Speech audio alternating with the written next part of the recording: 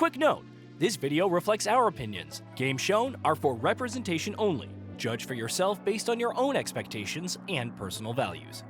Is there a more erratic publisher/console manufacturer in the industry than Microsoft? Yes, we only have the big three when it comes to the latter, but neither Sony nor Nintendo have inspired such mixed feelings as the house that Windows built. On the one hand, you have this year, where Xbox Game Studios is pulling out all the stops to deliver perhaps the most diverse and exciting lineup of video games in its history. Gears of War E-Day, Fable, Forza Horizon 6, Towerborn, Halo Campaign Evolved, and that's currently what we know. Clockwork Revolution sounds better and better with time, from having folks who worked on Arcanum aboard to ensuring the most reactive world possibly ever.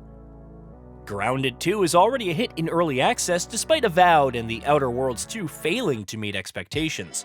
Toys for Bob is working on what we can only hope is the next Crash Bandicoot, or Spyro, we're not picky, and Blizzard may finally make our dreams come true with that mythical StarCraft shooter that never was.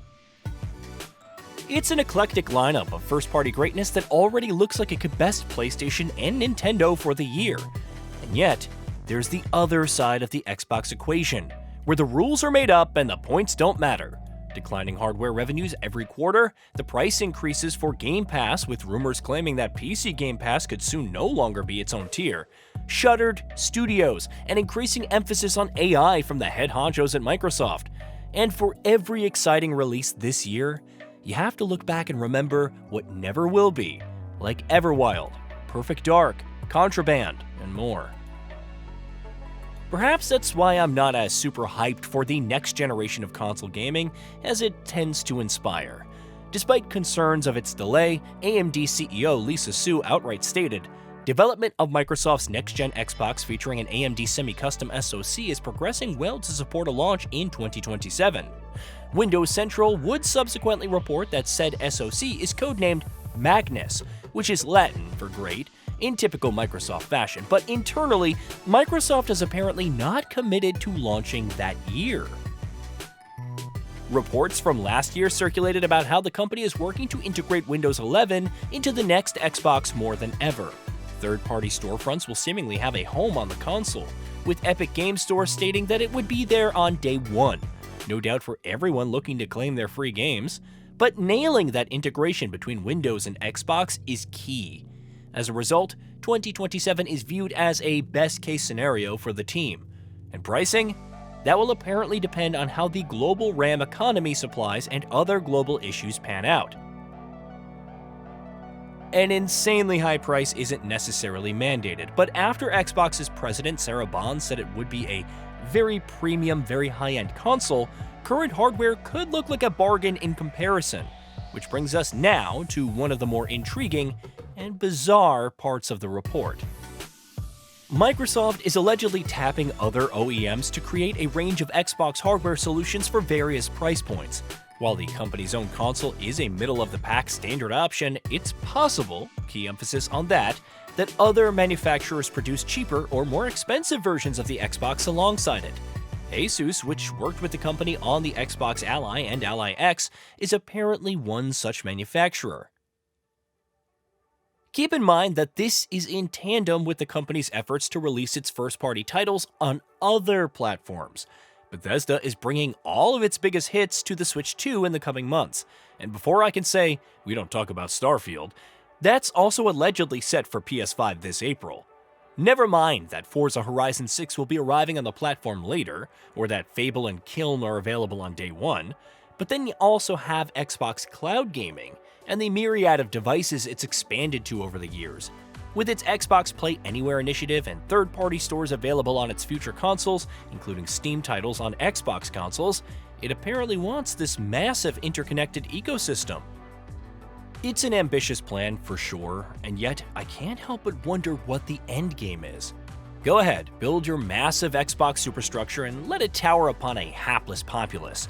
But when you're not so much giving the keys to everyone else to create their own Xbox hardware as outright helping them, all while de-emphasizing your own console more and more over the years, you have to ask, why? Why continue to create hardware if no one will buy it in the long run?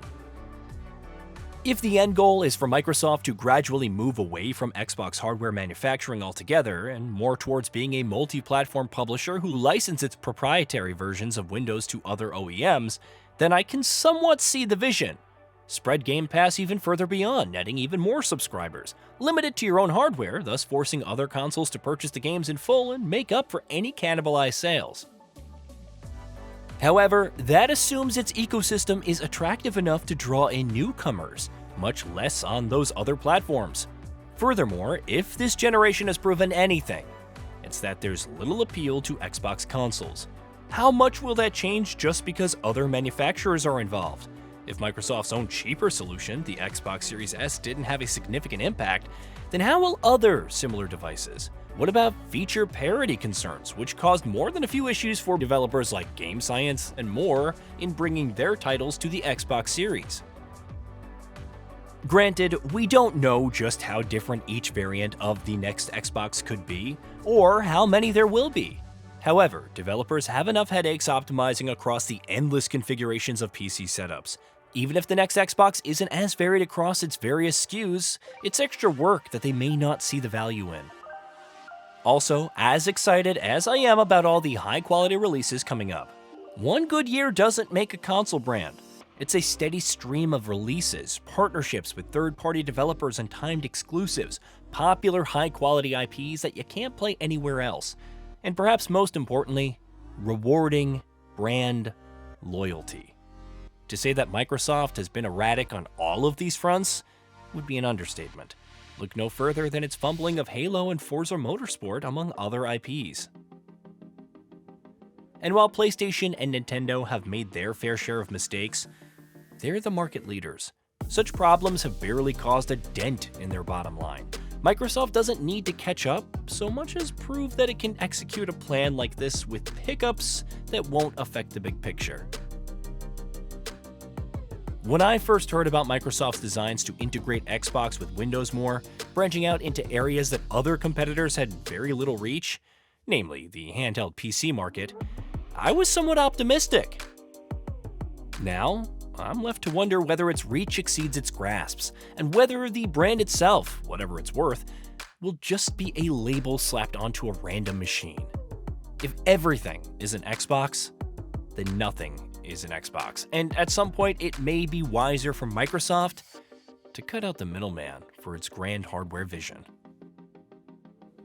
Hey, did you know that we at Gaming Bolt upload new videos every day? Stick around, drop a like, subscribe, and hit that bell. And let us know what kind of content you'd like to see in the future with a comment below.